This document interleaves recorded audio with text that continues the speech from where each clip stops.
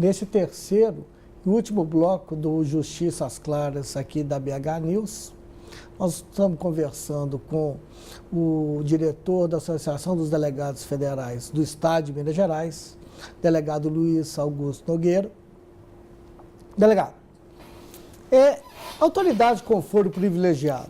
Nós estávamos conversando no outro bloco sobre os crimes, sobre a ausência de orçamento, e agora vamos partir para esse terceiro bloco falando de um pouquinho. Autoridade com foro privilegiado, que também é alvo da PF, igual o senhor explicou anteriormente, quais eram os crimes.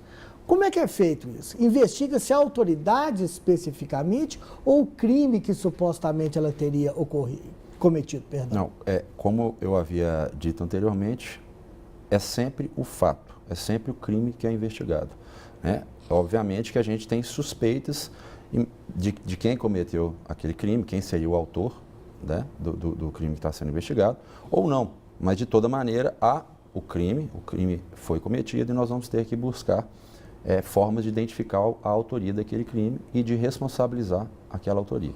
Então, em relação à autoridade com prerrogativa de função, né, pela função, prerrogativa de foro pela função que ela exerce, o que acontece? A Polícia Federal, o delegado de Polícia Federal, ou até mesmo o delegado de Polícia Civil, se tiver numa situação em que encontre uma autoridade com prerrogativa de foro pela função que ela exerce, ele vai ter que solicitar a abertura do inquérito ao judiciário. E aí vai depender de qual vai ser o foro adequado para aquela autoridade. Então, por exemplo, vamos falar aí em deputados federais e senadores. Sim. Né? Aí, havendo a notícia ou havendo algum elemento indiciário de que uma dessas autoridades ela faz parte como coautor ou como partícipe daquele crime que está sendo investigado, nós temos que pedir a abertura do inquérito junto ao Supremo Tribunal Federal. Tá certo? Em relação ao indiciamento. O indiciamento ele é um ato privativo do delegado de polícia. E o que é o indiciamento? O indiciamento é a manifestação expressa e formal do delegado de polícia em relação ao seu convencimento de que determinado indivíduo cometeu aquele crime. Então, isso é muito importante. Ele é prévio à denúncia, ele é prévio ao processo penal, mas ele vai deixar bem claro, formalmente, que o delegado de polícia está convencido de que determinado indivíduo cometeu aquele crime. Então não é bem igual na época da faculdade, que a gente aprendeu que o delegado relata, expõe e o juiz vai... No caso do indiciamento, propriamente, tecnicamente falando, a autoridade de polícia emite uma opinião. Sim. A respeito daquela circunstância em si, se o autor, possível autor, cometeu eventual delito criminal, não seria isso? Exatamente. Na verdade, não é uma opinião, né? Quer dizer, não deixa de ser uma opinião, mas é um juízo de valor técnico. Um juízo de valor técnico, é exatamente isso que eu queria dizer. Ele tem o indiciamento hoje, por ele acarretar algumas restrições ao sujeito que foi indiciado, por exemplo, no caso de funcionário público, por ter essas suspeitas de que ele é autor de crime de lavagem de dinheiro, ele fica afastado das suas funções, das suas atividades. Pelo indiciamento? Pelo indiciamento. A gente tem algumas restrições de participação em licitações, em concursos públicos, por conta do indiciamento. Viagem para o exterior? Não, viagem para o exterior só vai... Ou entrega de passaporte seria? Não, são duas coisas diferentes, né? Então há determinadas situações em que o investigado, seja ele indiciado ou não, mas normalmente ele vai estar indiciado, o delegado de polícia está convencido por provas que ele colheu e que ele juntou dentro da sua investigação, que aquele investigado está prestes a fugir do país, do Brasil, para se furtar a sua responsabilização penal, ou seja, a aplicação da lei. Sim. E neste caso, o delegado de polícia, ele, de uma forma cautelar, ele representa ao juiz para que seja recolhido o passaporte. Ou então, o delegado pode também solicitar ao próprio investigado que entregue o passaporte espontaneamente, né? Mas se o investigado não entregar, aí tem que haver uma representação judicial e o juiz é que vai determinar que seja retirado o passaporte.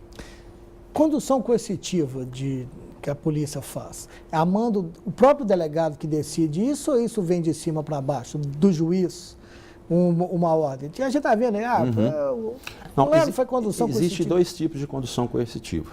Existe a condução coercitiva da testemunha e existe a condução coercitiva do investigado.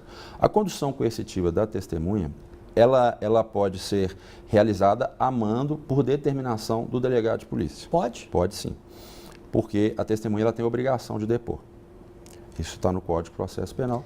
Então, a testemunha ela não pode se furtar a prestar um depoimento. Se ela se recusar, eu vou te interromper, porque isso precisa haver uma recusa ou não? Precisa haver, vamos dizer assim, uma desobediência reiterada. Certo. Né? E injustificada também, né? Porque se você está adoentado, se você está acidentado, não tem como comparecer num cartório policial. E a condução coercitiva do investigado. Sim. O que é essa condução coercitiva? Na verdade, isso foi uma construção jurisprudencial, né? Que é uma forma menos gravosa do que a prisão provisória, que pode ser a temporária ou a preventiva, Sim. para que o investigado compareça em juízo e preste os esclarecimentos. Ou compareça em cartório policial e preste os esclarecimentos ao delegado de polícia ou ao juiz, no caso, dependendo do caso. Tá Excelente. Nós não estamos chegando, infelizmente, ao fim. O tema poderia assim, se alastrar por horas e horas. A gente sabe aqui que está tendo uma campanha, né, da polícia pela autonomia. Eu queria que, nas instâncias finais, você dissesse alguma coisa sobre isso. Como é que está? Já tem um site? Como é que está essa situação? Então, antes de mais nada, mais uma vez agradecer a oportunidade. Eu trouxe aqui até um documento que a gente chama de bloco de assinaturas. Esse documento ele foi produzido pela própria Associação dos Delegados, tá? É um bloco de assinaturas em que nós estamos colhendo, junto à sociedade, junto aos cidadãos, assinaturas de apoio à PEC 412, que é a PEC da autonomia, tá? Existe também um site que se chama, né? O site, o endereço dele é www.pecdapf.adpf.org.br. Repete para nós esse site. Não sei se dá para dar um close aqui.